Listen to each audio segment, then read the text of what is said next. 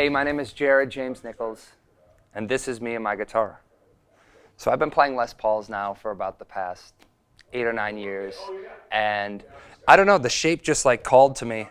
When I was coming up, a lot of my favorite players played Les Pauls, and when I picked up a custom, it felt different. Between the ebony fretboard and just the weight of it, it just felt huge, and it was heavy, and it just felt like when I put it on, it was like a man's guitar. And I just got really excited about it. And I always loved Les Paul's neck, bridge pickup with all the parts, right?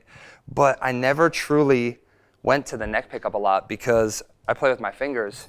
And when I do that, I get a very thumpy, duddy sound right away. So I was always relying on my bridge pickup.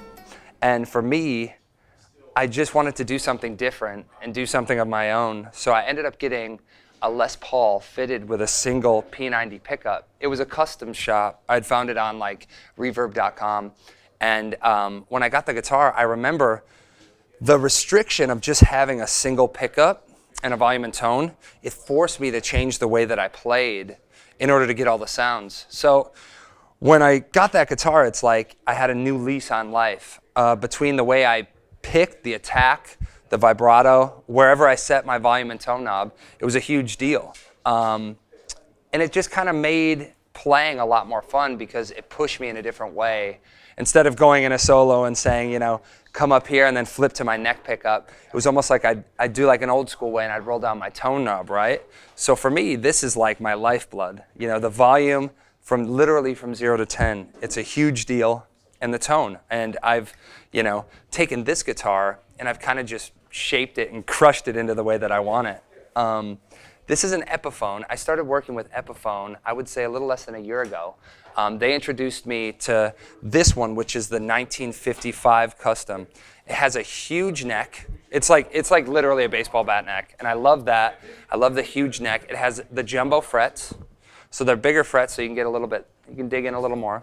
And obviously it had 2 soap bars and the whole get up.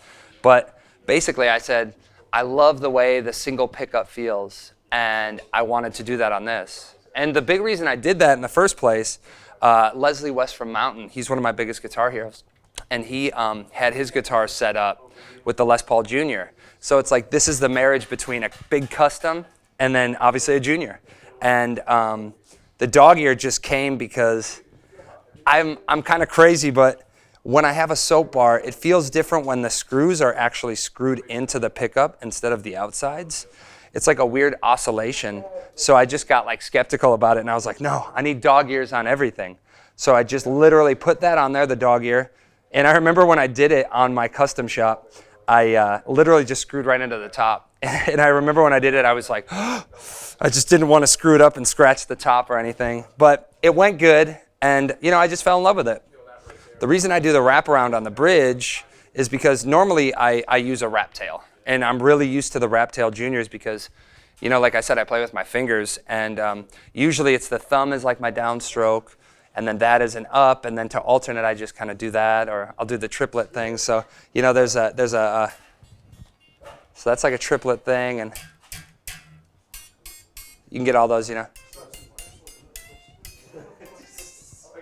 And the wrap tail really kind of gets in because you can dig right in and get that really squawky tone up here, or you can get down here and it sounds more thuddy and thick.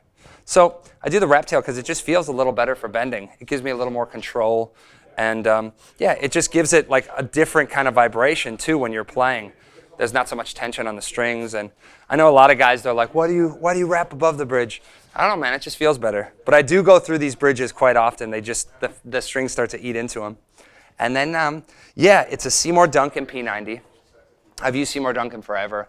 And the Antiquity P90 is the closest thing I found to like what the originals sound like. So whenever I try an old junior, and the P90 has that thing where it's like the perfect marriage between a humbucker and the single coil. And whenever I try that, the Antiquity was the only one where I went, wow, this actually sounds really good. And, for me, I use a really simple setup. I use like a Blackstar Artist 30 with a Duncan overdrive straight into the guitar. So I really rely on the pickup, volume, and tone, like I said before. This one I grovered, because I just like grovers. when I started really getting into Les Pauls and playing them live and touring a lot, right, I would only bring the one guitar with me. And the biggest thing I always noticed was where they put the strap button. It never worked for me. I don't know if it's because I'm so tall or the angle that I actually keep it at. So what I did instead was I said, you know what, I'm going to move it. So I put it kind of like an SG in the back. And that kind of made more sense to me because it gave the shape a lot more of a look without the big strap hanging off. And it kind of made it way out just a little easier. And it made the headstock, you know, just a little bit lighter on that end. And honestly, it kind of secures you into the guitar a little more. So, you know, if you want to put a hole in your Les Paul, try and put the button on the back like that. And it's almost like you're more strapped in. And it gives you just a little bit different of a feel. And it gives the guitar a little bit more room to actually wiggle around. And, you know, it's one of those things where, for me, if it didn't work, I either took it off or I switched it. I didn't leave anything to chance. And as far as the strap buttons, I just have strap locks, and they haven't ripped out yet, you know. I remember we were in France playing a festival, and the button actually ripped out. So literally, I was sitting there trying to put the button back in while we were playing, and you can imagine how that went. So, you know, if it didn't work, we moved it. So I think I'm going to put a thing out and say that everyone should put their strap button on the back of their Les Paul and try it. See what happens. And that's about it. Everything else on it, you know, the body and the neck, I didn't mess around with it too much. I set up my own guitars. You know, it's simple, it's direct, and, you know, I think the more that's in between you and the guitar and the amp, sometimes you can get like a little bit, you know, lost, or, you know, different things can get lost in translation. But for me, I like to have the most direct kind of pure sound. So, you know, the P90 hums, you know, when you turn it up, but you just work it with the tone. And, you know, it's just one of those things where this is what worked for me, and it called to me in a way that no other guitar has, you know, this kind of setup. And I just went with it. And I wasn't afraid to kind of say, well, don't you want a neck pickup sound? It was like, no, I can get that if I do this and change this, you know.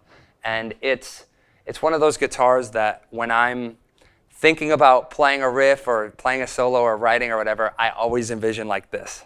This is it. And I grew up, and I was born in the town where Les Paul's from. So that kind of holds like a special place in my heart, because it's like, you know, that holds some sort of, you know, heritage to Wisconsin, in Waukesha, Wisconsin. And, you know, I'm just happy to be playing a loud Les Paul custom and doing it my way, you know. It's like an Eddie Van Halen Franken Paul, man. And it's loud, it's disgusting, and I love it.